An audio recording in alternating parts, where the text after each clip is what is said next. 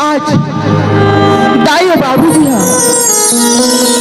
ठगड़ी ठाठा बांझ ऐसे कथे ये गांव के अड़ोसी पड़ोसी मन मोला ठगड़ी ठाठा बांझ कथे। एक स्थिति में तुम्हारा एक बात कहा था स्वामी, मोला मोर मई के अमरा देते हो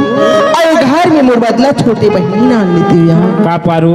तोला तोर मई के पहुंचा था और तोर बारे घर में छोटे बहनी नाला। हाँ ऐसा नहीं हो सके पारू